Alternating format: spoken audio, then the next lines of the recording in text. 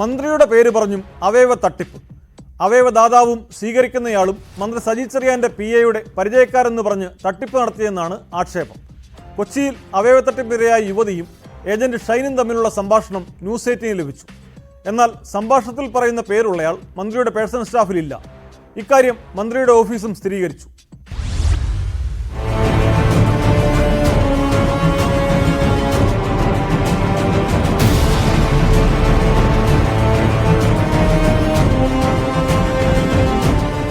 അവയവദാനവുമായി ബന്ധപ്പെട്ട തട്ടിപ്പുകൾ തുടർക്കഥയാകുന്നതോടെ അതുമായി ബന്ധപ്പെട്ടുള്ള ഏജന്റുകളുടെ പിന്നിൽ ഉന്നത ബന്ധമുണ്ട് എന്ന് ഈ അവയവദാതാക്കളെ തെറ്റിദ്ധരിപ്പിക്കുന്ന നിലപാടാണ് ഏജന്റുമാർ സ്വീകരിച്ചു വരുന്നത്.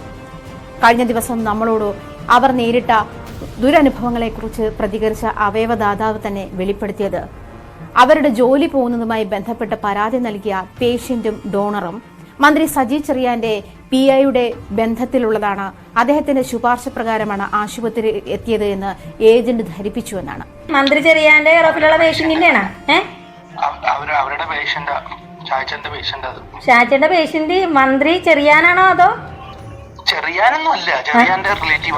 സജി ചെറിയാന്റെ റിലേറ്റീവ്സ് ആണോ? അവൾ ആ അഹങ്കാരത്തോടുകൂടി എന്നോട് സംസാരിക്കണത്. എന്റെ പൊന്നിയേച്ചി, ഞാനൊരു കാര്യം പറയട്ടെ. ഞാൻ ഷാജിയുടെ അടുത്തൊന്ന് പണിക്കുന്ന ഇറങ്ങിയെന്ന് ഒരു വാക്ക് പറഞ്ഞാൽ അത് വാക്കാണ്.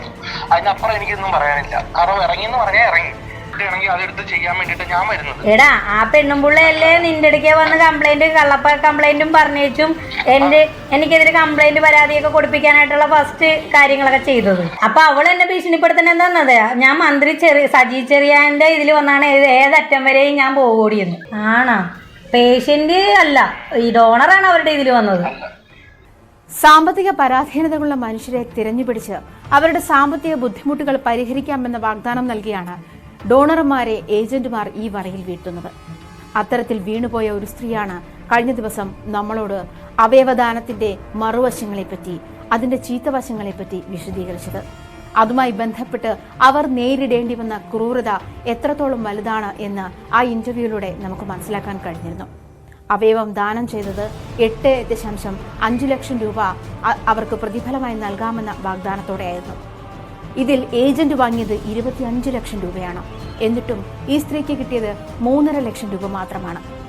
ഇതുമായി ബന്ധപ്പെട്ടുള്ള തർക്കത്തിനൊടുവിലാണ് പണം നൽകാനായി ഒരു ലോഡ്ജിലേക്ക് എത്താൻ ഈ ഏജന്റ് ആവശ്യപ്പെടുകയും അവിടെ എത്തിയപ്പോൾ ഇവർ ലൈംഗിക പീഡനത്തിന് ഇരയാവുകയും ചെയ്തത്. മറ്റു ഡോണർമാരെ കണ്ടെത്തി മറ്റുള്ള ആൾക്കാരെ ഇതിലേക്ക് എത്തിക്കുന്ന ഒരു നിർദ്ദേശം കൂടി, നിബന്ധന കൂടി ഈ ഏജന്റുമാർ മുന്നോട്ട് വെക്കുകയും ചെയ്യുന്നുണ്ട്.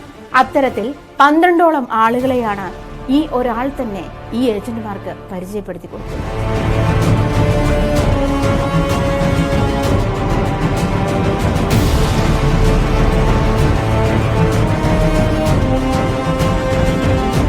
ഇത്തരം വലിയ കുറ്റകൃത്യത്തിലേക്ക് ഉന്നതരുടെ പേര് വലിച്ചിഴയ്ക്കുമ്പോൾ നമ്മൾ കൃത്യമായി മനസ്സിലാക്കുകയും ചെയ്തു, കൃത്യമായി അന്വേഷിച്ച് കണ്ടെത്തുകയും ചെയ്തു.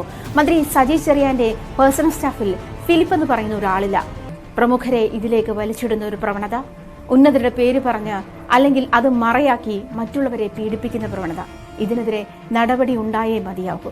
അവയവദാനത്തിന്റെ എല്ലാ തെളിവുകളും വെച്ച് ആ സ്ത്രീ മുന്നോട്ട് വന്നിട്ടും പോലീസ് കേസ് രജിസ്റ്റർ ചെയ്യാൻ തയ്യാറായിട്ടില്ല.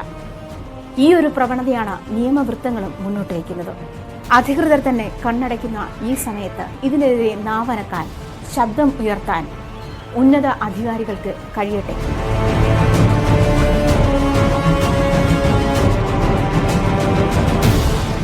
ന്യൂസ് 18 കൊച്ചി.